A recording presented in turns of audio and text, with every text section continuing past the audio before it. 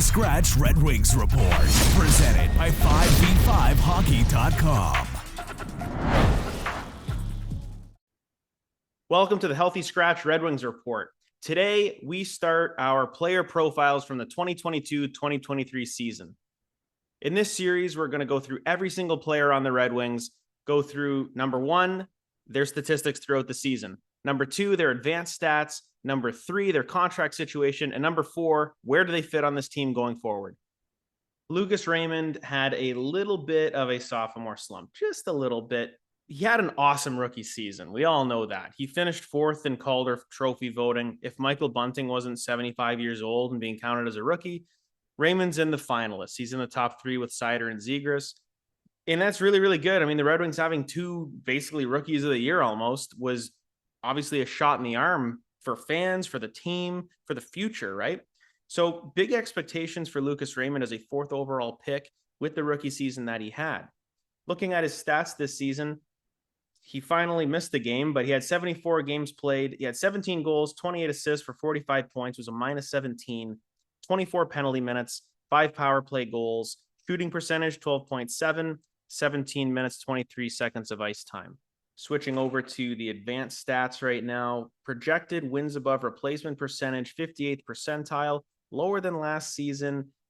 I think we're seeing something where teams are going to be keying on him a little bit more. And that's where I think you get the sophomore slump. Dylan Larkin went through it in his second season. He didn't really do that good, but basically taking the league by storm as a rookie. And then the second season, a little bit of a disappointment. And then he bounced back and now he is what he is. Even strength offense for Lucas Raymond, 30th percentile. It's below average. Even strength defense, very, very poor.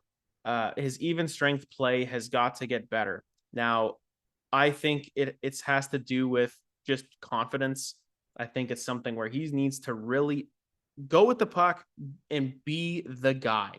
Create for yourself. We've seen him do it before. He has a lethal wrist shot. He doesn't use it as much as I'd like. There's been some times where he'll pass off where I go, oh my God, Razor, shoot the puck, because he has that elite wrist shot and he can score. And we can look at that from his finishing, 72 percentile. That's very, very good. That's very above average. He's scoring on a lot of his chances. So if he shoots the puck a little more, I mean, 17 goals is still good, but you want Lucas Raymond to be a potential 30-goal scorer. I think we can all agree with that. But the even strength play definitely needs to improve.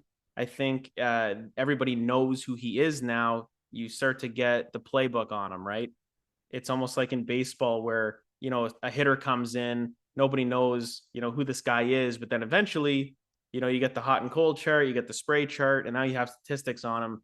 You know how to tactically make him a little bit less effective. Same thing happened with Lucas Raymond. I think it's the difference between just a very good player and an elite player is mixing up your tendencies so that you keep everybody guessing. I mean, Pavel Datsyuk was the magic man for a reason. He changed up his approach almost like every single time. So defenders are going, I don't know what he's going to do.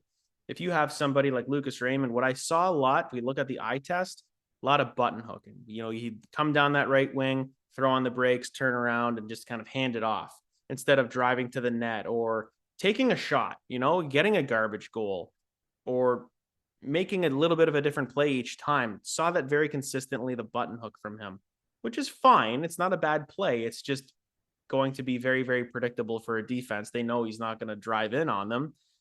He's going to stop and make a play. His power play percentage was 62nd percentile, which is, again, above average. He was good on the power play. And it's something that we haven't seen from a Red Wings team before, like a competent power play with decent puck movement. And obviously they had their moments of not being that good. But I think you see the path forward where they have some talent and they can plug and unplug some guys in there, Lucas Raymond being one of them. Now, his time on ice did say second liner. I mean, he did have some time on the second line, but he mostly was on the top line.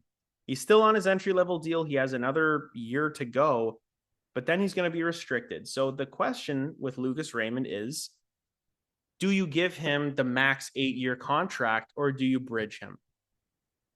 There are arguments for both, right? You can give him the 8-year deal, pay him maybe a lower average, say 6 million, 7 million a year. I don't know if a player like Lucas Raymond is going to go for that because of his projected potential, let's say, as maybe a 30 goal scorer. If things go well, he might want a bridge deal of like 2 or 3 years, and then boom, you're restricted again. You have arbitration rights, but that's where it's kind of a show me deal. I don't know if Yzerman's going to be handing out an 8-year deal to Lucas Raymond.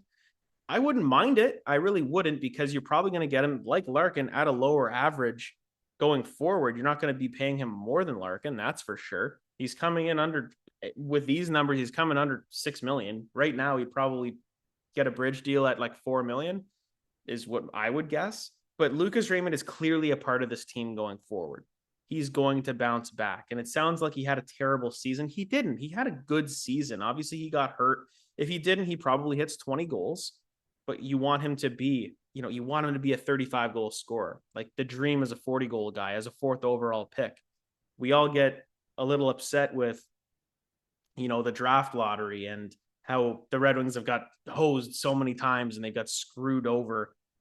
The draft that they dropped from number 1 to 4 is where they grabbed Lucas Raymond. And I'm hoping that is a blessing in disguise, because of the players picked above him, the only other one that I would really, really want would be Tim Stützle from Ottawa. I don't really care for Quentin Byfield. I don't really care for Alexis Lafreniere. And that's the guy who went 1st overall.